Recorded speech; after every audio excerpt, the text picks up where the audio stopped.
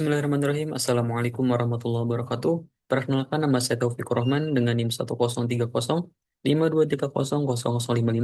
Di sini saya akan mempresentasikan proposal tugas akhir saya yang berjudul Analisis Sentimen Berbasis Aspek terhadap Opini Publik mengenai program makan bergizi gratis di Fathom X menggunakan Indobert dan Twitter XLM Roberta.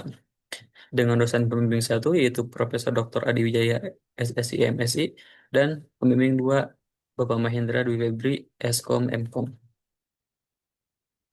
Oke, untuk pembahasannya kita akan bagi menjadi tiga bagian, yaitu bab satu pendahuluan yang berisi latar belakang, tujuan, dan rumusan masalah, dan batasan masalah dan juga hipotesis. Untuk latar belakangnya, sepertinya telah kita ketahui bahwa program makan bergizi gratis merupakan program pemerintah yang banyak sekali mendapatkan masukan ataupun kritik dari masyarakat, baik di real life atau di media sosial, khususnya media sosial X. Tetapi, karakteristik opini di media sosial sangatlah kompleks, di mana satu cuitan bisa memuat lebih dari satu sentimen dan juga lebih dari satu aspek sekaligus. Contohnya, menu MBG hari ini cukup bergizi, ini masuk ke kualitas pangan dengan sentimen positif, dan tetapi pembagiannya terlambat di sekolah, ini masuk ke aspek distribusi dengan sentimen yang negatif. Selain itu, proses analisis juga memerlukan penanganan yang khusus. Kenapa? Karena bahasa di media sosial X banyak mengandung bahasa yang informal dan banyak menggunakan bahasa slang dan juga kode mixing. Oke, untuk perumusan masalahnya, pertama, bagaimana performa Indobert pada aspek kualitas pangan dan distribusi. Yang kedua, bagaimana performa Twitter Excellent Roberta pada aspek kualitas pangan dan distribusi. Yang ketiga, bagaimana perbandingan performa kuda model tersebut pada tugas ABSA MBG. Nah, untuk tujuan penelitiannya, pertama, menganalisis kemampuan Indobert dalam prediksi sentimen berbasis aspek. Yang kedua, menganalisis kemampuan Twitter Excellent Roberta pada karakteristik cuitan MBG. Dan yang terakhir, membandingkan model berdasarkan akurasi, precision, recall, dan juga macro score. Untuk batasan masalahnya, untuk datanya kita ambil dari media sosial X dengan total jumlah data lebih dari 5.000 cuitan, dan untuk rentang waktunya kita ambil dari bulan Januari sampai dengan Desember 2025. Untuk hipotesisnya, Twitter XLM Roberta diperkirakan akan lebih unggul pada macro F1 score karena merupakan model multilingual berbasis media sosial yang lebih adaptif terhadap slang dan juga kode mixing. Tapi, Indobert akan tetap kompetitif pada cuitan dominan berbahasa Indonesia. Nah, untuk bab 2, di kajian pustaka kita akan bahas studi literatur dan juga landasan teori. Nah, dapat kita lihat ada beberapa penelitian terdahulu yang telah membahas baik itu program MBG ataupun model XLM Roberta dan juga model Indobert. Tetapi, kebanyakan masih didominasi pendekatan sentimen umum seperti Anggreni dan Muhabbab masih menggunakan sentimen umum, sedangkan Satria sudah berbasis aspek tetapi hanya menggunakan model XLM Roberta. Nah, di penelitian ini kita akan menggabungkan atau membandingkan Indobert dan juga Twitter XLM Roberta melakukan pendekatan berbasis aspek atau ABSA. Nah, untuk novel di penelitiannya, ini merupakan pendekatan ABSA pada opini program MBG dan dengan fokus aspek kualitas pangan dan juga distribusi dengan membandingkan dua model yaitu Indobert dan juga Twitter XLM Roberta dengan menggunakan data media sosial X yang berbahasa Indonesia. Nah, untuk landasan teorinya, pertama ada Indobert.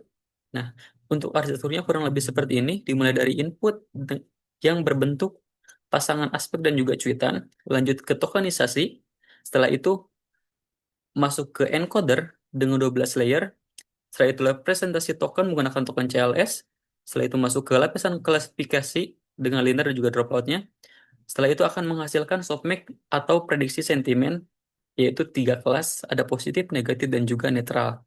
Nah, untuk karakteristik Innobert ini pertama dikembangkan khusus untuk bahasa Indonesia, yang kedua menggunakan representasi CLS sebagai fitur klasifikasi, cocok untuk cuitan yang dominan bahasa Indonesia, dan terakhir menjadi pembanding model utama monolingual atau sebagai baseline-nya. Nah, lanjut ke landasan teori yang kedua, yaitu ada XLM Roberta, yang merupakan arsitekturnya sama.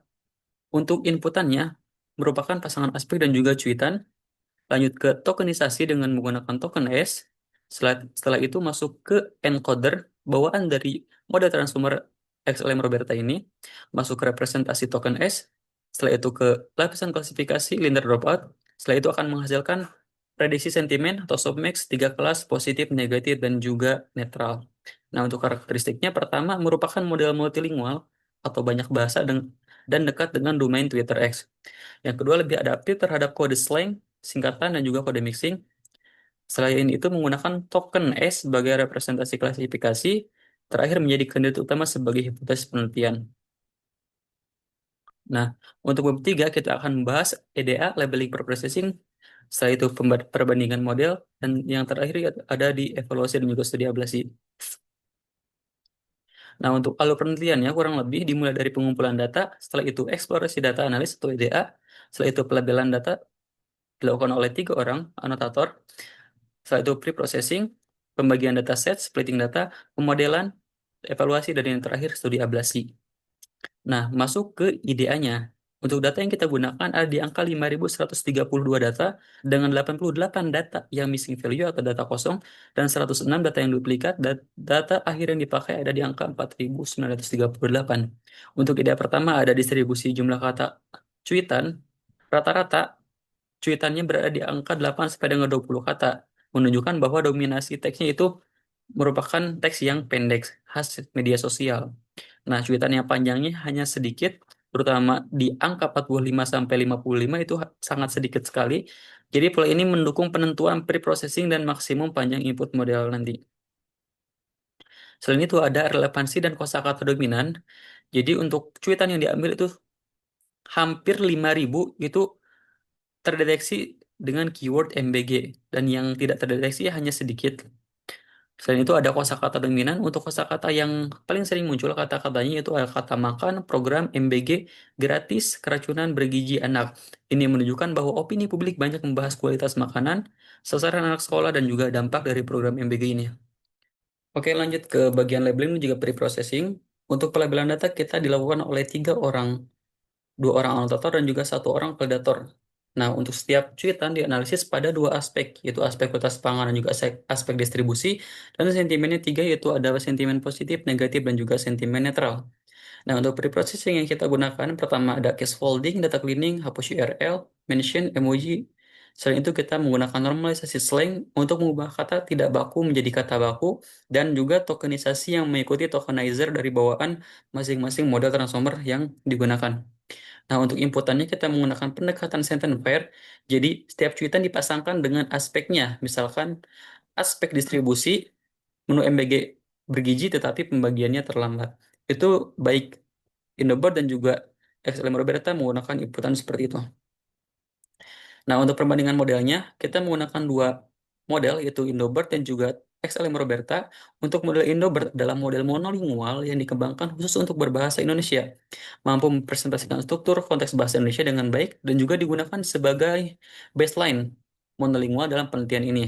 Nah, kinerjanya akan dievaluasi pada data opini publik terkait program MBG. Sedangkan Twitter XLM Roberta merupakan model multilingual yang telah dilatih pada data media sosial termasuk X atau Twitter.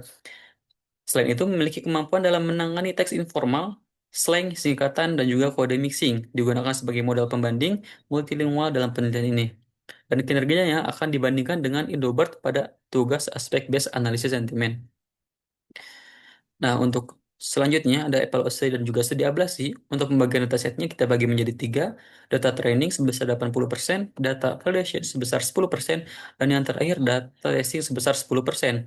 Untuk metrik evaluasinya kita menggunakan makro Evans score karena dinilai cocok dan juga karena evaluasi perlu memperhatikan performa rata-rata pada kelas positif, netral, dan juga kelas negatif, didukung oleh akurasi, precision, dan juga recall. Nah, untuk studi ablasinya kita menggunakan 3 skenario.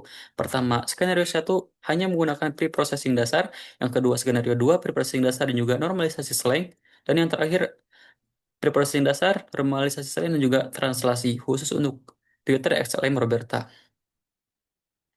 Oke, mungkin cukup sekian penjelasan yang dapat saya sampaikan. Kurang lebihnya mohon maaf. Assalamualaikum warahmatullahi wabarakatuh.